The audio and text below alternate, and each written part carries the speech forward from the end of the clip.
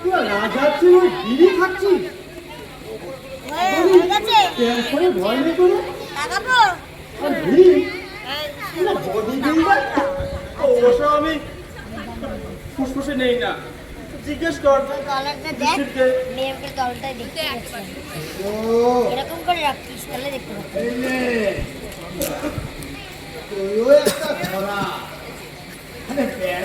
নিজের হাতে বাঁধা না না, মা ভীষণ বকবে, দুঃখে আত্মহত্যা করতে পারে। আচ্ছা, ব্যাস দিয়ে ভিডিও পাবেন? আরে সেটাই তো আসল ব্যবসা রে। গাঁজা, আফিম, নিষিদ্ধ বই, এইসব হস্তিনাপুরে আসে না, বসে করতে পারবো না, দাড়ি করতে হবে। বলিস কি? আমি তো ভাবতাম ওসব চিরাতা জুজুদের কারবার। আসল নাটের হলো ওই বেদব্যাস। বসে দেখে তাছাড়া ওই ছাত্রপড়ি আর পাঠশালায় গিয়ে যা পেট চলে রে, ওই ধর্মকর্ম আর পূজা অর্চনা করে পায় তো 8-10 টাকা। এদিকে ওই ফিল্মকেই দেখ না, মাসে তো প্রায় 32.5 টাকা চোরও শুধু একাই খায়। সে তো এই দেশে নিষিদ্ধ। ওদের মতো লেখামো করিস না তো। এইসব চরস, গাঁজা, আফিম ভারতের রপ্তানি হয় কোত্থেকে? গান্ধা তোর মামা বাড়ি রে। মামা বাড়ি? তাহলে ওখানে গেলে আমাকে দুবার দুধ দিয়ে দানা খাওয়ায় কেন? কারণ তুমি একটি অতি সিদ্ধ ঢেঁড়স্তা। আর তোমার ওই গান্ধারীর ওই মামা তোমাকে আর কোনোদিন মানুষ হতে দেবে না। আরে আমার আর ভীমের কথা তো ছেড়েই দে। নকুল, সহদেব, ওরা তো তোর থেকে বয়সে ছোট, ওদের থেকে তো কিছু শেখ। অবশ্য এসব গাঁজা, আফিম সব বৃদ্ধদের নেশা, বুঝলি? আজকালকার দিনে সবচেয়ে জনপ্রিয় নেশা কি জানিস? কি? ওর মুড়ি ভাজা। মুড়ি ভাজা? সেটা আবার কি?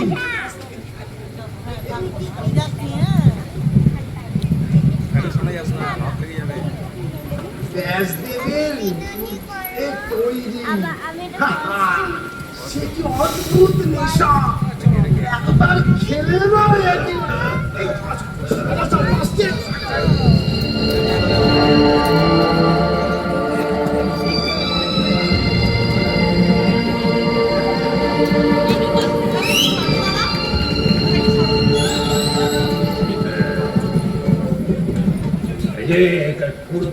সূর্যধর, তুমি এদিকে।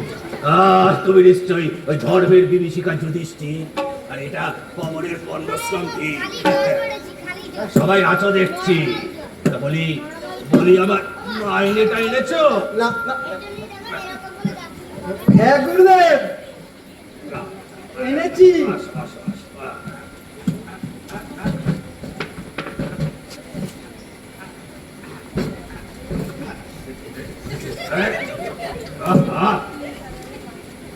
এই যে গুরুদেব, মা বলেছে সবারটা মিটিয়ে দিতে।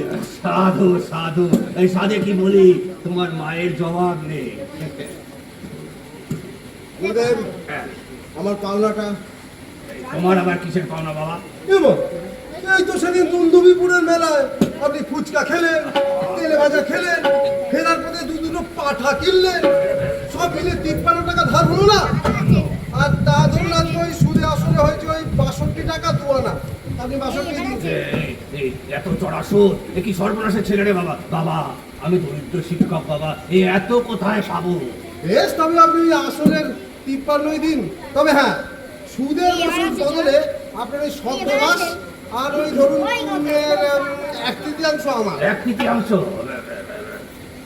আচ্ছা, নাও তাহলে। সাধে কি বলে, তোমার বাবার কল আর বাতাসে নড়ে না। সেই বাতাসও কি আছে গুরুদেব? এই পবনদেব তো বুড়ো হয়েছে, সারা গায়ে বাদ। আর ধর্ম ধর্ম তো এই যুধিষ্ঠিরের জন্মের পর থেকে লজ্জায় পাড়া মারার না। সেটা ঠিকই বলেছো, সবই ভাগ্য, বুঝলে, সবই ভাগ্য। আমরা এবার একটু অস্ত্র চর্চা শুরু করি। কিন্তু অর্জুন কোথায়? অর্জুন? আর অর্জুন সে তো সকালবেলায় ঘুম থেকে উঠে হাতে গান্ডিব ধরেছে। সে কি? আমি যে বারবার বললাম সে যেন লোকালয় এরকম বিপজ্জনক কাজ একদম না করে। আর তুমি কি করছিলে? ধনুকটা কেড়ে নিতে পারলে না? আরে সে আমাকে দিলে তো নাকি, হ্যাঁ? ওর মাথায় গাঁটটা মেরে কেড়ে নিতে হলো। আর তার আগে তো 3টে তীর ছুঁড়ে দিয়েছে। আর প্রথম তীরটা গিয়ে লেগেছে ধৃতরাষ্ট্রের মাথা।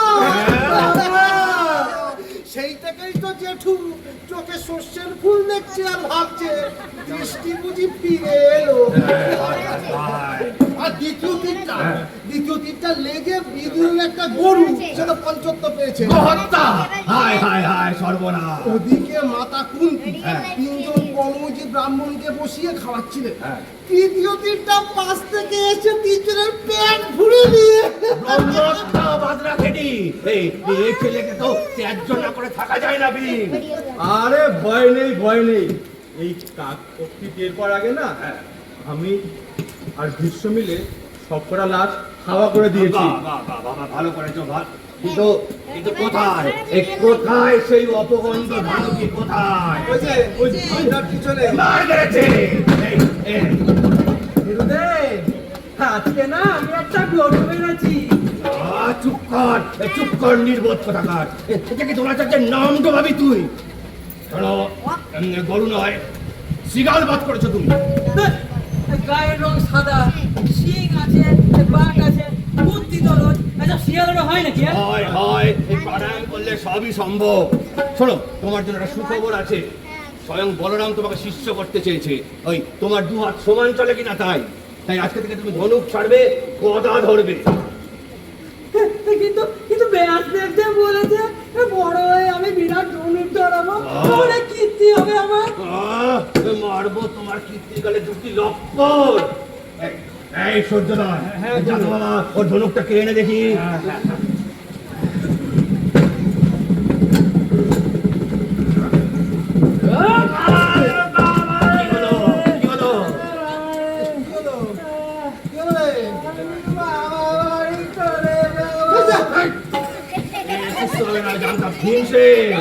যাও তো বাবা, এই ধনুকটা কিনে নাও দেখি।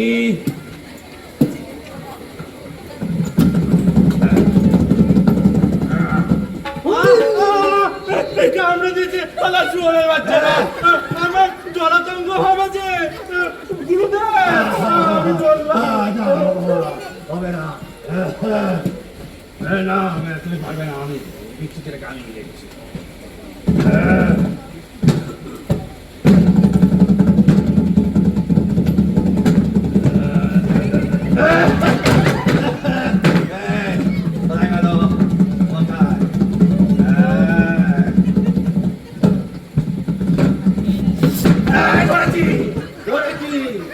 এদিকে না ওদিকে।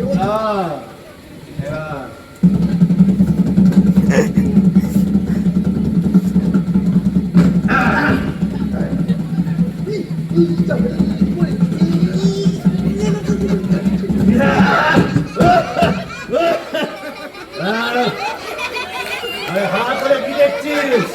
দেখি এগুলো আরে গেলকি আমি কেমন দিলাম বল। তুই আমার তোতলা হলি কবে থেকে? ও আচ্ছা, দারুণ, উৎকৃষ্ট।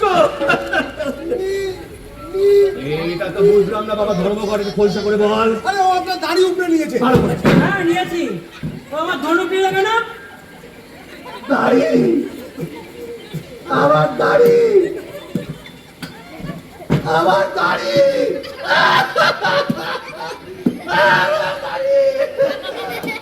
দাদা, হ্যাঁ আমরা কি একটু তীর ধনুক খেলবো? বাবা অর্জুন, বস। বলছি কি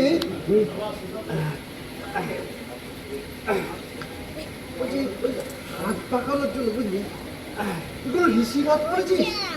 জীবন না তো, করলে কি আমার কীর্তি হবে? বিশেষ হবে না, তবে এই হাত পাকানোর জন্য প্রথমে কিছু সহজ লক্ষ্য ভেদ করা খুব দরকার। আর ঋষিরা যখন তপস্যায় বসে তখন তারা খুব ধীর আর স্থির হয়। নড়েও না, চড়েও না, এই ধনুক তাক করলেও না। না তীর ধনুক তাক করলেও না, এমনকি যদি দু চারটে তীর এদিক ওদিক দিয়ে ফসকে যায় তাও তারা উঠে পালায় না। এইরকমই তো আমি খুঁজছিলাম। চলো চলো চলো চলো, এক্ষুনি কোনো ঋষিদের তপবনে যাওয়া যায়। আমি অনেক ঋষি বধ করবো, ধনুকদার হবে। বাবা বাবা বাবা, কি অধ্যাবসায়! জয় জয় অর্জুনের জয়! চল চল চল থেকে নিয়ে যায়, চল। यदा यदा हि धर्मस्य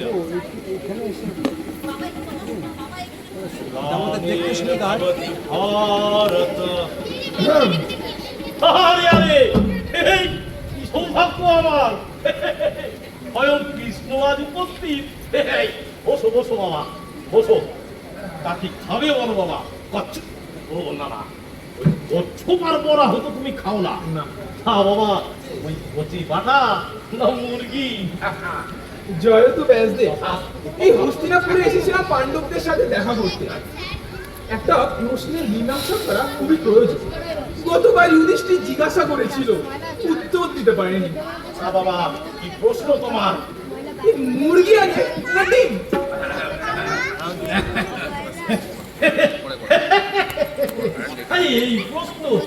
এই প্রশ্ন ওই আমার বিভিন্ন কালে বিভিন্ন স্থানে সবাই জিজ্ঞেস করে থাকে।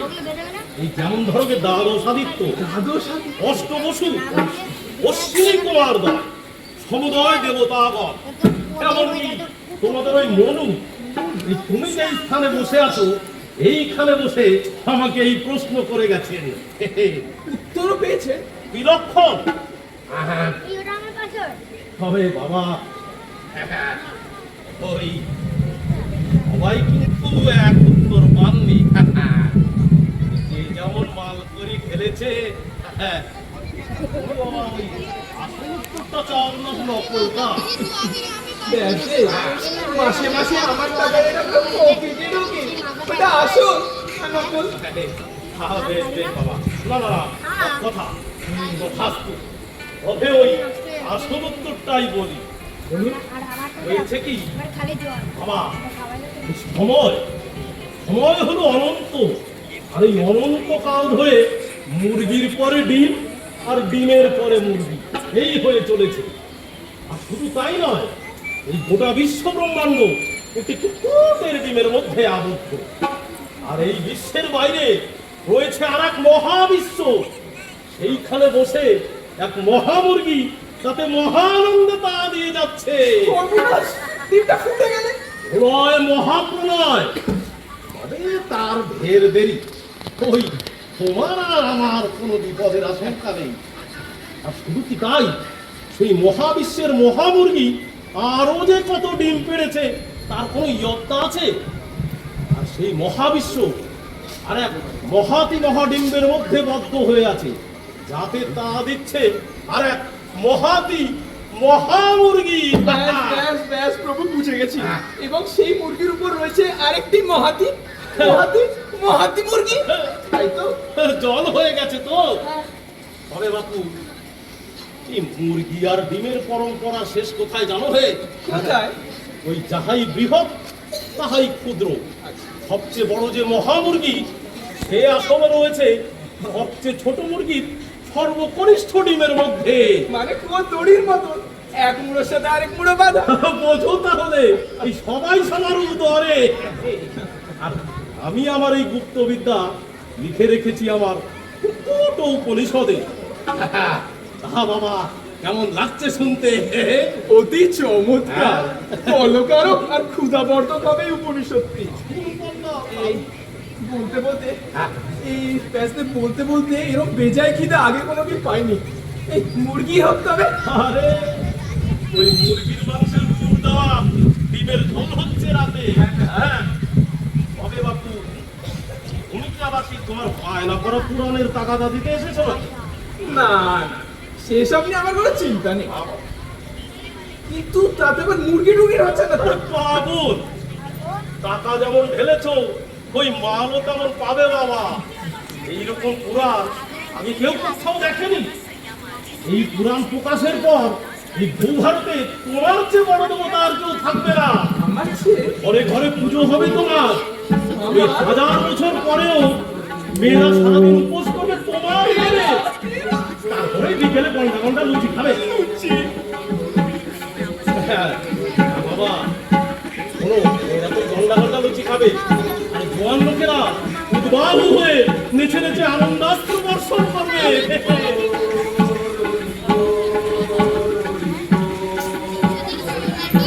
হ্যাঁ, বাবা ওই মহাভারত কাব্যের জন্য যদি কিছু ঢাল ডালো তো দাদু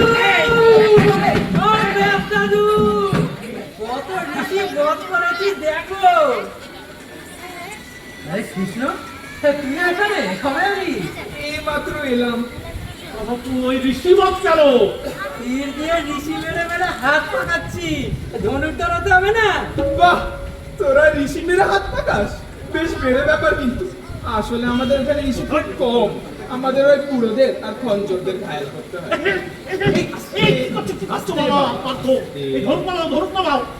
ওই আমার একটা তীর যদি যথাস্থানে লেগেছে তো ওখানে কি হতো? আজকে না ধৃতরাষ্ট্র জেঠুর মাথায় হাত ফসকে একটা লেগে গিয়েছিল। এই থেকে জেঠুর মাথাটা কেমন যেন গুলিয়ে গেছে। যেখান সেখান থেকে ছিচকে চোরের মতো জিনিসপত্র তুলে নিচ্ছে। মায়ের এক রাত্রে আদার পকেট রাখতে গিয়ে ধরা পড়ে গিয়েছিল। প্রথমে তো সভাসদরা চিনতে না পেরে উদুম কেলিয়েছে, সে কি ছেলেঙ্কারি। ভিতুর মাথা খারাপ হয়ে গেছে। ওই বাকিরা সব ঠিক আছে তো? ভাই বোনেদের আমার কাউকে সাবার করে দেওনি তো? তাদের কিন্তু বাঁচিয়ে রাখতে হবে আমার কাব্যের জন্য বাবা। না, না, না, দেখো, না, না। হ্যাঁ, শুধু পিতামহ ভীষ্ম সত্যানাশ, এই ভীষ্মেরও মাথায় মেরেছো? না না, আচ্ছা শেষ মাইকটা মেরে না সজারুর মতো দেখাচ্ছিল। বড় সজারু, এটা বন্ধ বলনি হে, এই লিখে রাখি লিখে রাখি। এই এটাকে ওই কাব্যের মধ্যে ঢুকিয়ে দিতে হবে। কাব্যে? বাহ, তাতে আমার কীর্তি কিছু থাকছে তো? থাকবে থাকবে, যত ঢালবে ততই থাকবে। আয় বাবা পার্থ, তোমার এই মাসের হাত খরচের টাকাটা তো আমায় দিলে না হে বৎস? হ্যাঁ, সেই জন্যই তো তোমার কাছে এসেছিলাম। দাঁড়াও দাঁড়াও, আয়। এই না, আচ্ছা কিরকম কীর্তি লিখছো আমার? আরে থাকছে থাকছে, তোমার অস্ত্র চর্চা, বিদ্যা চর্চা সবই থাকছে। আরে শোনো হে, ওই দ্রোণ বেটা তোমাদের কিছু শেখায় টেখায় তো এখনো, নাকি কেবলই ফাঁকি দিয়ে যাচ্ছে বলো তো? দ্রোণাচার্য চোখে ভালো দেখতে পান না। এই তো সেই দিন একটা শুকর শাবককে অশ্বত্থামা ভেবে কোলে নিয়ে আদর করছিলেন। সেই দেখে তো গুরুমা আমাদের ঝাঁটা নিয়ে তাড়া করলেন। আর দৌড়াতে। দ্রোণাচার্য বললেন, এইটা সেই শুকর শাবক? যা সালা, তাহলে নীলগঞ্জের একটা শুকর শাবক ভেবে কাছে বেঁচে দিয়ে এলাম। বলিস কি অশ্বত্থামা হতো? একটুর জন্য বেঁচে গেছে। তাকে আগের দিনই পাকা পেঁপে ভেবে গাছের সাথে বেঁধে রেখেছিলেন কিনা? তবে যুধিষ্ঠিরও মজা দেখার জন্য যেই বলেছে যে হ্যাঁ হাটের থলেতে থামাই ছিল বোধহয়, তো অশ্বত্থামা কাটা পড়েছে ভেবে দ্রোণাচার্য তো প্রায় মূর্ছা যেতে বসেছে। সাধু সাধু, এই এত ভালো ভালো গল্প আসছে, আর লিখে রাখি লিখে রাখি। এই বাবা অর্জুন, বলি তোমাদের বাড়িতে আর কি কি হচ্ছে? ওই কোন কিরকিয়ার ছেলে পিলে হলো, আর ওই গান্ধারীর ভাইটা কি গেল নাম ওর, অপগণ্ডটা কি চাকরি বাকরি পেলে নাকি? না, কিছুই হয়নি। এই শকুনি মামা, বুঝলে, শকুনি মামা কিছুদিন হলো গানের চর্চা করছিল। তা বর্ষার গান ধরতেই দেশ জুড়ে ভয়ঙ্কর খরা। তারপর তো ওই মা সরস্বতীর বন্দনা করতে গেল একদিন রাত্রে। তা বলা নেই কওয়া নেই, ফুট করে আকাশ থেকে একটা বিনা এসে ভাই করে পড়লো মাথা। সেই থেকে শকুনি মামার আর কোনো সারা শব্দ নেই। তবে বিরাট খবরটা কি জানো? আগামী রবিবার দ্রোণাচার্যের আশ্রমে এই ধনুক চালাবার প্রতিযোগিতা। বটে, ওই তোমাকেও আবার অংশগ্রহণ করতে হচ্ছে নাকি? না মানে আমাকে ডাকেনি, তবে আমি আর ছাড়ছি না। হ্যাঁ, ঠিক হাজির হয়ে যাবো গান্ডিব নিয়ে। আরে ধনুর্ধর হতে হবে না? ছেড়েছেন। ওই আমরাও তো একই ভয় পাচ্ছিলুম। কি আর করা যাবে, যথা সময় অকুস্থলে উপস্থিত থাকবো। কি বলো হে বাসুদেব? হ্যাঁ ব্যাসদেব। হ্যাঁ, আচ্ছা দাদু, হ্যাঁ বাবা। আমি চলি তাহলে, ঠিক আছে? এই কৃষ্ণ, তোর সাথে বাড়িতেই দেখা হবে। সাবধানে যাস, এসো, এসো আগের বাবা। বারের মতন রাক্ষসের এলাকায় ঢুকে পড়িস। শোনো, কি আর করা যাবে, জয় হোক তোমার। এই যাওয়ার আগে একটু ওর মুড়ি ভাজা খেয়ে যাও। ওর মুড়ি ভাজা? হে আমার না খেতে হেভি লাগে, কিন্তু তুমি না কিছুতেই বলো না কি করে বানাও। খাও তো, কি দিয়ে বানাও, কি হবে? না না না, আজকে আমার বলতেই হবে। পয়সা করি ঢালে যে ভরবে মালে মালে এসে, পয়সা করি ঢালে যে ভরবে মালে মালে এসে, চতুর্দিকে ছড়াবে তার নাম।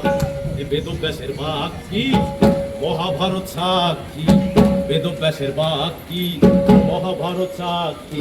অর্জুন হয় ধনুর্ধর বলে পুণ্যবান, অর্জুন হয় ধনুর্ধর বলে পুণ্যবান।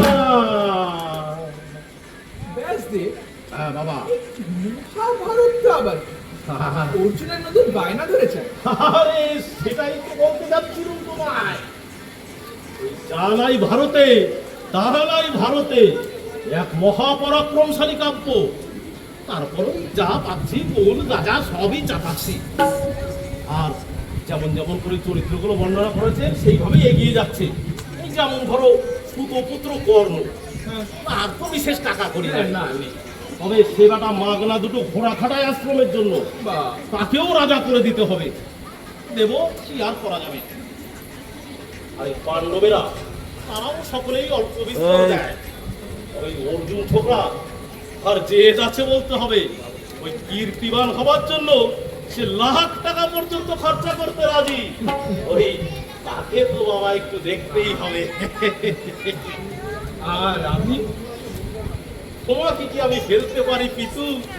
তোমাকেও রেখেছি, তবে হালকা সাইড রোল। ব্যাসদেব, আপনি তো জানেন সাইড রোল জিনিসটা আমার পছন্দ না। আমি তো যেখানেই থাকি লিডে থাকি। কিন্তু তা কি করে হবে বৎস? এ তো ওই অর্জুনের ধনুর্ধর হবার গপ্প। ওই চরিত্রগুলো সেইভাবে সাজানো হয়েছে, আর টাকাও তো সে কম দেয়নি হে সে ছোকরা। কত দিয়েছে? 10, 20,000, 30,000? এই শেষ করতে করতে লাখ খানেক তো বাগিয়ে নেবই। ওই প্রতি শ্লোকের যদি 1 টাকা করেও দর হয়। ব্যাসদেব, হ্যাঁ, আমি যদি আপনাকে 3 লাখ টাকা দিই তাহলে লিডটা কে হবে? তুমি তুমি আরে তুমি lead। আর অন্য কারো কথা আমি ভাবিও না। যদি বলো তো ওই কুরু পাণ্ডবের মধ্যে যুদ্ধ না লাগিয়ে পাঞ্চালার যাদবদের মধ্যে যুদ্ধটা লাগিয়ে দিই, তা বাবু তুমি কি ধরবে, ধনুক না গদা? না না, ধনুর্ধর হওয়ার আমার কোনো ইচ্ছা নেই। এই সেসব ছেলে মানুষই অর্জুনের জন্য থাক। আপনি নতুন কিছু ভাবুন তো। নতুন কিছু?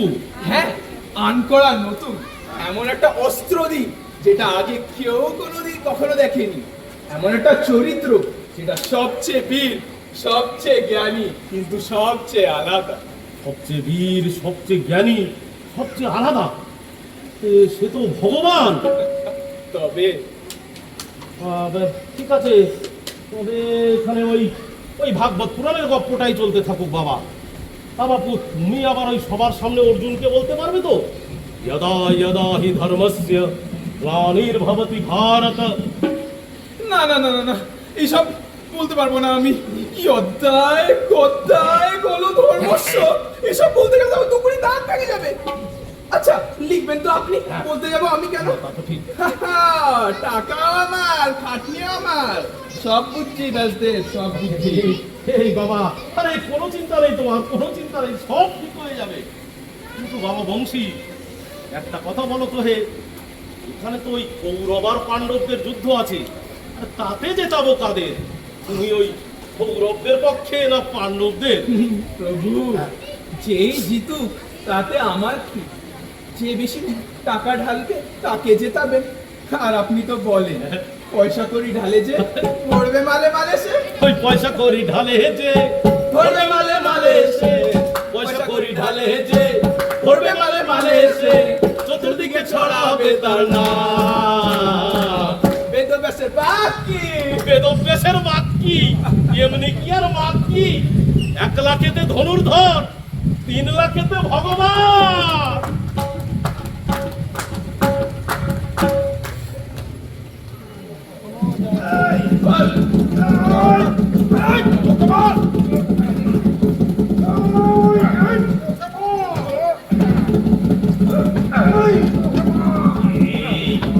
কে কার সাথে লড়াই করছে?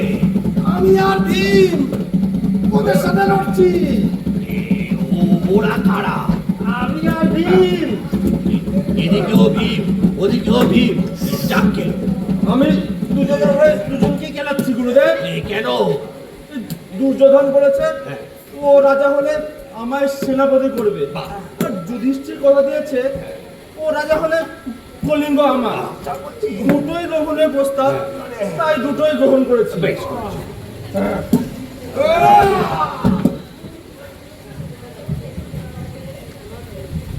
নাহ, এই রোজ রোজ এই মারামারি আর ভাল লাগে না।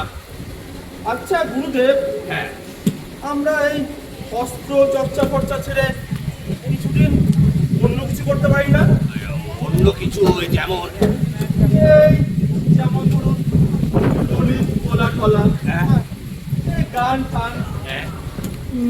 নাটক ফাটক, সাহিত্য চর্চা ফর্চা। রাম রাম, আরে ক্ষত্রিয়র ছেলে তুমি, তোমার বাপ ঠাকুরটা কোনোদিন ললিত বা কলার ধার দিয়েছে? অবশ্য ভীষ্ম একবার ললিত মুনিকে কলা খাইয়েছিল, কিন্তু সেটা তার ইচ্ছার বিরুদ্ধে। ওই ব্যাস ওই পর্যন্তই। গুরুদেব, হ্যাঁ, আমার ইচ্ছা করে বড় হয়ে মস্ত কবি হব। তার চেয়ে বলো না, কপালে বস্ত বড় বড় ঘুটে দেবে, নির্বোধ কোথাকার। আচ্ছা শুনুন তাহলে। এক ছিল পাণ্ডব, নাম তার ভীম। ব্যথাতুর ছিল তার মন অপরিসীম। প্রভাতে কোকিল পাড়া, কাকলি যে গায়, বিকেলে কি সেই হাতে গদা নিতে চায়। অবশেষে অবশেষে এই অস্ত্র খেলি কহে দূর ছাই। সকলে মিলে গুরুমশাই, আমি বললাম, আরে ছাড় ছাড় আমাকে। তোমার বড়াই ভালো। আচ্ছা। শুয়োর কোথাকার। আরে আমি কিন্তু বলে দেবো, ওই তোরা দুজন গরু খেয়েছিস।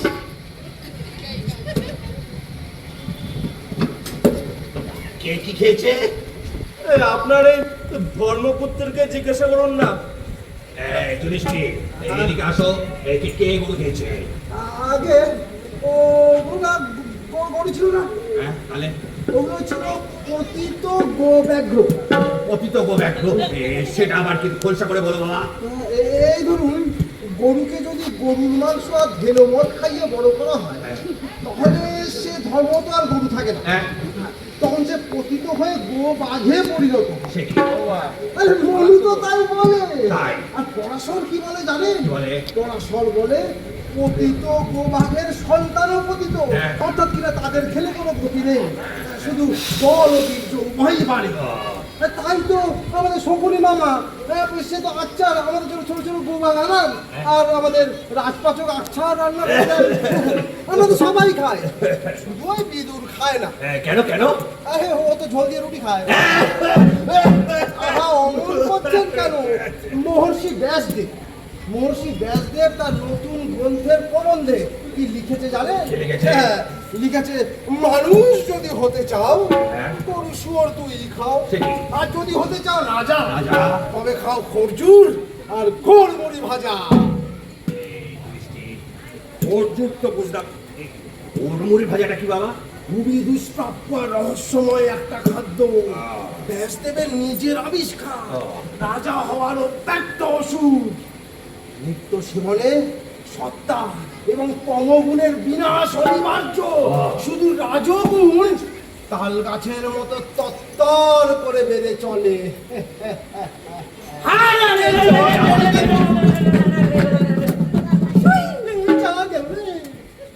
হাসিয়ে দিও। এই রাজকেলটা রাতে আবার ধনুক দিয়েছে কোন গর্ধ? এই দ্রোণাচার্য, শান্ত হন। সেই গর্দ ভুলে গিয়ে আমি আপনার ওই লক্ষ্য চিত্রটা ভেসে গেছে বলে দুঃখ করবেন না। কি দুর্দান্ত জিনিস এনেছি দেখুন। আরে ব্যাসদেব আসুন, স্বাগত। এটা কি এই মানুষের বাচ্চা? এ আবার আপনার নাতি হলো নাকি? আরে মানুষের বাচ্চা হবে কেন? এটা একটা পক্ষী, তাও মাটির। এটা আপনার ওই আশ্রমের শাখায় ঝুলবে। এই বাবা সুযোধন, এটাকে যাও গুরুদেবের আশ্রমের শাখায় ঝুলিয়ে দিয়েছো। ঠিক করে লাগাবি। দাদা আমি যাচ্ছি না। যাও। ব্যাসদেব, মাটির পক্ষী ওই আশ্রমের শাখায়। ও আপনি শিয়াল ধরার ফাঁদ পেতেছেন বুঝি? ও বাপু, ওই শিয়াল ধরার ফাঁদ হবে কেন? এটা আপনার ওই প্রতিযোগিতার তীর ধনুকের লক্ষ্য। এই পাখির চোখে যে তীর লাগাতে পারবে ফার্স্ট প্রাইজ। কিন্তু বলছিলাম কি, এই সব ঠিক ছিল, কিন্তু এই অর্জুনের হাতে তীর ধনুক এটা না ঠিক লাগছে না। দেখুন এই যুধিষ্ঠির, ভীম, এই দুর্যোধন এরা লড়তো, চোখে না পারুক পায়ে, লেজে, পেটে কোথাও না কোথাও লাগাতো, কিন্তু গুরুদেব আপনি বলেন আমি পুরা গাছই উখাড় দেবো। একবার কি হয়েছিল শুনুন। এই ভীমসেন তো একবার রাক্ষসদের তাড়া করেছিল। এই প্রথম রাক্ষসটাকে দেখে ভীম পরপর 11টা তীর ছুড়লো, একটাও লাগে। সেই দেখে ভীম রাগ করে কি করলো, ওই প্রথম রাক্ষসটাকে ধরে গাঁটটা মেরে ফেলেছিল। আর ওই বাদ বাকি রাক্ষসগুলো ওই দেখে টেনশনে পড়ে থাকা তীরগুলো তুলে নিয়ে বুকে ঢুকিয়ে সুইসাইড করেছিল। শুনলেন তো, একটা তীরও নষ্ট হয়নি। সাধু, এর জন্য লোকে বলে ভীমের ধনুকটা সবসময় নতুন থাকে, ওইটা নাকি পিঠ চুলকাতে কাজে লাগে। এই তো সূর্যধন এসে পড়েছে। দ্রোণাচার্য, আপনার অনুমতিটা হলে প্রতিযোগিতাটা শুরু করে যাক। করো। এসো বাবার জন্য এদিকে এসো। হ্যাঁ।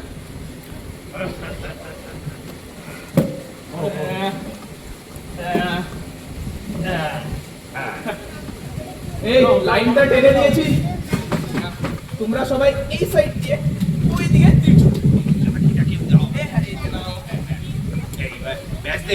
এই বলছি বয়ক্রম অনুসারে প্রথমে যাক যুধিষ্ঠির, এসো বাবা। তারপরে সূর্যধন, তারপরে যাক ভীম, আর শেষে যাক শ্রেষ্ঠ ধনুর্ধর অর্জুন।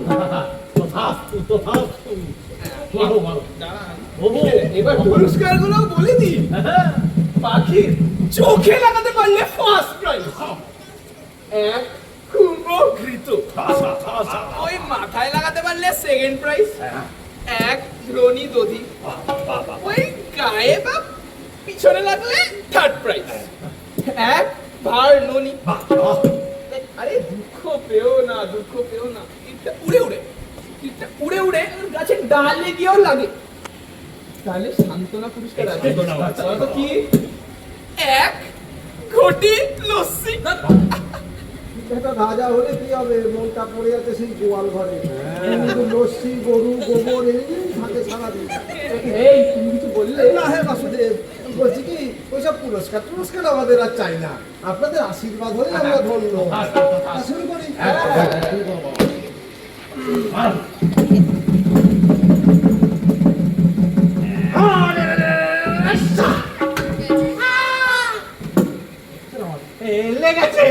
লেগেছে, জল লেগেছে।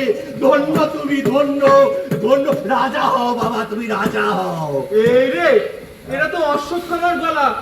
গুরুদেব যাকে ভুল করে পেঁপে গাছে আটকে রেখেছিল। অশ্বত্থামা, হতস্মি, থামারে, ওরে থামা, থামারে। তাহলে তৃতীয় পুরস্কারটাই দেয়া যাক ব্যাসদেব। হ্যাঁ বাবা, এই আমারও মনে হচ্ছে ওই কুচ্ছেই লেগেছে। ওই তো দ্রোণাচার্য হাত বুলিয়ে দিচ্ছে। তুমি ঠিক বাসুদেব, ওই তৃতীয় পুরস্কারে বিধেয় তোমার জন্য। এসো বাবা সুযোধন, দেখি তোমার দৌড় কত দূর মারো।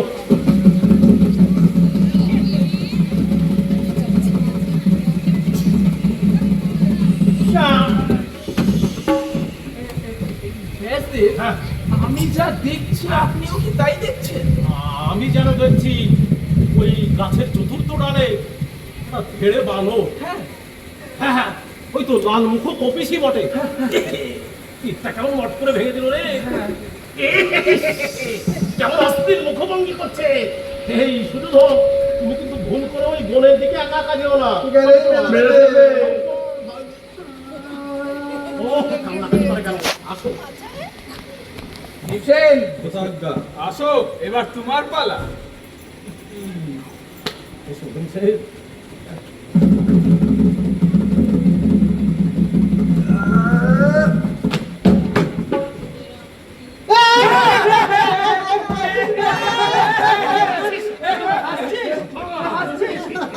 তবে রে,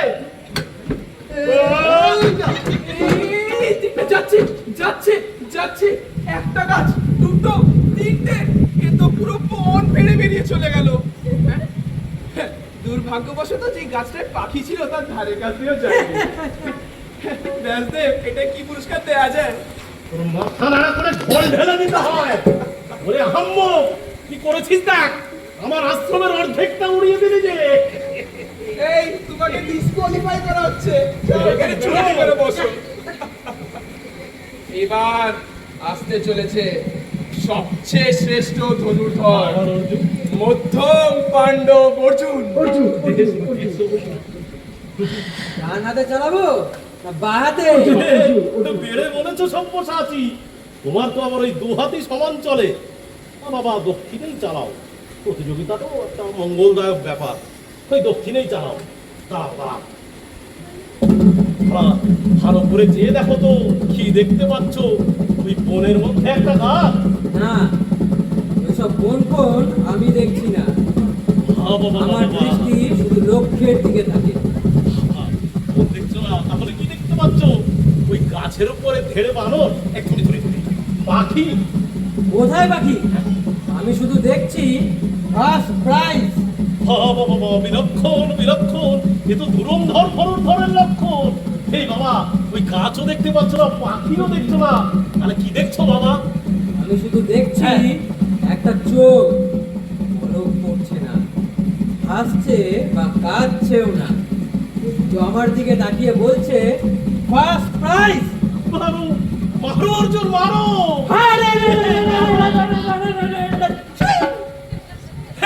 লেগেছে লেগেছে, লক্ষ্য ভেদ লেগেছে।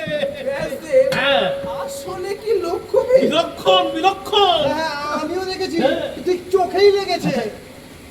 জয় অর্জুনের জয়, জয় অর্জুনের জয়, অর্জুনের জয়, জয় এই অর্জুনের দাঁড়া, এই জয়। দাঁড়া, একটা লোচা আছে। কি লোচা? ওই চোখটা হলো দ্রোণাচার্যের।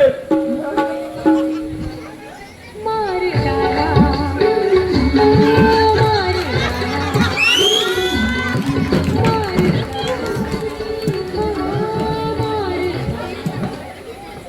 কেন কেন বৃথায় রক্তপাত? কেন? ভাগ্য, ইতিহাস, আমি ধনুর্ধর হবো। ইতিহাসের পাতায় লেখা হবে অর্জুনের এই অক্ষয় কীর্তির কাহিনী। একমাত্র সেই তীরটা লাগাতে পেরেছে চোখে। আমার প্রথম মহান কীর্তি। বাবা, এই মহর্ষি দ্রোণ, আপনি দুঃখ করবেন না। আরে আমরা হলাম কি নিমিত্ত মাত্র। অর্জুনের এই অক্ষয় কীর্তির কাছে কোনো কাহিনী থেকে না ভাই। শোনেন, অর্জুনের এই কাহিনী লেখা হবে আমার কাব্যে। আরে আপনার চোখ গেছে তো কি হয়েছে? শুনুন, এই ছোটখাটো ব্যাপার স্যাপার আমাদের ক্ষত্রিয়দের মানায় না। বলো ঠিক? এই অর্জুনের জন্য আজ ধৃতরাষ্ট্র পকেট কাটা ছেড়ে শীত কাটে ধরেছে। আজ এই অর্জুনের জন্য পিতামহ ভীষ্ম রাতে বর্ম করে শুতে যায়। আজ এই অর্জুনের জন্য নকুলের কানের দুটো রতি নেই। এই না, আমার তো তো একটা চোখ আছে। আহা, আহা, কি মহান, কি উচ্চ বংশ, কি মহান এই গুরুদেব। ধন্য ধন্য, আপনারা সবাই ধন্য। আমার যে কি আনন্দ হচ্ছে না, ইচ্ছে হচ্ছে নাচি। অর্জুন তুমি অর্জুন, অর্জুন তুমি অর্জুন, যে করেই হবে করেছো, কতদিন ছেড়েছো, কত? সেসব যাদের গায়ে পড়েছে আঘাত তাদের সবার কাছে করো মাথা নত। অর্জুন তুমি অর্জুন, অর্জুন তুমি অর্জুন, অর্জুন তুমি অর্জুন, অর্জুন তুমি অর্জুন। হ্যাঁ, তারপর তারপর কি হলো? আরে তাহার পর আবার কি, ওই গণেশকে গাঁজা ধরিয়ে দিল। তারপর থেকে তো সন্ধে না হতে হতেই সে বাড়া ঘুর ঘুর করতে করতে এসে পড়ে। আর এই দেখতে দেখতে তো ওই গ্যাটের পয়সাও শেষ হলো। তারপর বেটা কেঁদে পড়ে বলে, গুরুদেব পয়সা যে পুরোলো, নেশা করবো কিসে? আমি বললুম, ওই খেটে খাও বাছা। তাই সে এখন তোমার পুঁথি নকল করে? দিস্তে দিস্তে এই সারা পৃথিবী থেকে মায়না আসছে তো। ওই চীনে যাচ্ছে চণ্ডপুরাণ, তো রুশবর্ষে সাম্যবেদ, এখানে যেটা চলে আর কি। হ্যাঁ বাবু, ওই আমার সম্পাদিত চতুর্বেদ আর পুরাণগুলির কটা সংস্করণ বেরিয়েছে বলো তো? 16টা। এবার খন্ডে খন্ডে রচনা বলি বেরোবে, গ্রাহক নিচ্ছি তার জন্য। তবে এই গণেশ বেটা না খুব চালাক। সুর দিয়ে লেখা বুঝি? না, তার হাতে 4টে খাগের কলম আর সুরেতে দোয়া। তবে তার চালাকি অন্য জায়গায়। তাকে ওই সারাক্ষণ ছোট ছোট গাঁজার গুলি পাঠিয়ে যেতে হয়। ওই গুলি ফুরলে গুলো ফুরবে, তার সাপ কথা। আরে বাবা জীবনটা এসে পড়েছো। সুযোধনকে আনলি তো? না, তাকে পিতামহ ভীষ্ম কোলে বসিয়ে লসাগু আর বসাগু শেখাচ্ছেন। সে বেটা অঙ্কে তর্ক লঙ্কা হতে চায় কিনা? তোর কালঙ্কার হবে। আর তোমরা? আমরা শর্টকাট দিয়েছি গুরুদেব। হ্যাঁ, সকালবেলা লুচি আর এই লঙ্কার তরকাকে পেটটা একটু ঝাঁকিয়ে নিয়েই কেটে বলেছি। সাধু সাধু। তবে বাবা জীবনরা, তোমাদের কেন ডেকেছি তাহলে বলি। এই গান্ধারী সে তো তার ছেলে পিলেদের আমার ধারে কাছে ভেস্তে দেয় না, এই জন্য আসে না আমার কাছে। বলে আমার গায়ে নাকি গন্ধ। তা বাবু শোনো, তোমরা কিন্তু ওই মহাভারত কাব্যের জন্য এতদিন যেমন ঢেলে এসেছো, ভবিষ্যতেও কিন্তু সেরকম ঢালতে থেকো। এই কাব্য একবার প্রকাশিত হলে 10 দিকে নাম হবে শুধু তোমাদের। ভারতবর্ষ জুড়ে জয় জয়কার হবে। অর্জুন, তোমার খ্যাতি হবে অদ্বিতীয় ধানকি হিসাবে। তুমি কিন্তু বাবা মাঝে মাঝে ওই গান্ডিবে টঙ্কার দিতে থেকো। তবে ভুল করো যেন আমার আশ্রমের আশেপাশে তীর চালিয়ে ফেলো না। ভীমসেন, তুমি হবে সবচেয়ে পরাক্রমশালী যোদ্ধা। বহু বহু রাক্ষস ক্ষয় হবে তোমার হাতে। তবে কবিতা যদি লেখো, তা বা ওই ছদ্মনামেই প্রকাশ করো। আর যুধিষ্ঠির, তোমাকে করে দিচ্ছি ধর্মের অবতার। সত্যি কথা বলতে যদি অসুবিধা হয় তবে তা মনে মনেই বলো, তাতে তোমার পুণ্য অবশ্যই কিছু কম হবে না। আর বাসুদেব, তোমার কথা আমি আলাদা করে কি বলবো। তোমার সাথে আমার বহুদিনের এক আত্মিক সম্পর্ক, এই তুমি সব। তাহলে এবার একটা জলসা হয়ে যাক। হোক হোক। আরে কে কোথায় আছিস? এইদিকে আয়, এইদিকে আয়। আরে কেউ একটু খাবার দাবার আয়োজন কর। কি খিদে পেয়েছে। এই তোমরা কি খাচ্ছ? এই কি খাচ্ছিস অর্জুন? দে এদিকে দে। আরে কি খাচ্ছ ওটা জানো তুমি? কি? ঘরমুড়ি ভাজা। ঘোরমুড়ি ভাজা? হ্যাঁ। এই সেই ঘোরমুড়ি ভাজা? কোথায় পেলেন? কোথায় পেলেন? এ আমারই আবিষ্কার, অতি দুর্লভ বস্তু। ওই গ্রীষ্মকালে কয়েকদিনের জন্য ওঠে। তারপরে চম্বলের দস্যুরা গায়ে গায়ে গিয়ে এর উপাদান সংগ্রহ করে আনে। তবেই হয় এই ঘরমুড়ি ভাজা। বাহ, বেশ বেড়ে খেতে কিন্তু এটা। আচ্ছা, এটা খেলে কি রাজা হয় যায়? বিলক্ষণ। কি দিয়ে তৈরি? কি দিয়ে তৈরি?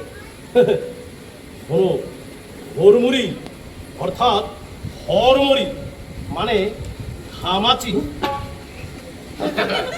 ওই প্রচন্ড গরমে চাষাবুসো আর ভিলদের গায়ে যেই বড় বড় ঘামাচি গুলো হয়, তা তারা ওই খুঁটে খুঁটে জমিয়ে রাখে।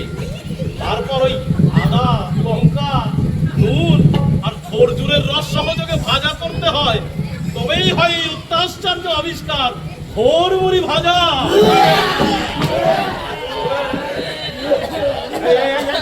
এই বাবা জীবন দেখো, না খেলে খেও না, এ বড় দুর্লভ জিনিস, ওই রকম করো না।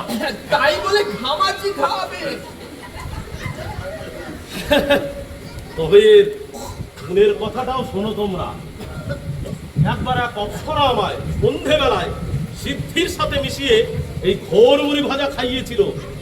মনে হলো পুরো জগৎটা কেমন ওলট পালট হয়ে গেছে, মিথ্যের মায়াজাল কেটে বেরিয়ে পড়েছে সত্যের সূর্য। এতদিন ধরে যা দেখেছি, যা শুনেছি, বুঝলাম সব ভুল। এই চতুর্বেদ স্রেফ গাজা, আর এই বেদান্তটা অর্ধেক ধাপ্পা। দেব, দানব, মানব, অপ্সরা সবার মুখোশ খুলে গিয়ে বেরিয়ে পড়েছে আসল রূপ। এই আমার চোখ থেকেও মোহের ঠুলি খুলে গেল। বুঝলুম এতদিন ধরে যা জেনেছি, যা লিখেছি, তার পুরোটাই হয় কল্পনা, না হয় অন্ধবিশ্বাস। ইতিহাসের বিন্দু বিসর্গ নেই এতে, বাস্তবের সাথে কোনো সম্পর্ক নেই। শুধু শুধু এই আশ্চর্য চূর্ণেই আছে বাস্তবের ঘাম, রক্ত আর পুঁজ, এই আমাদের কীর্তির যা প্রকৃত উপাদান।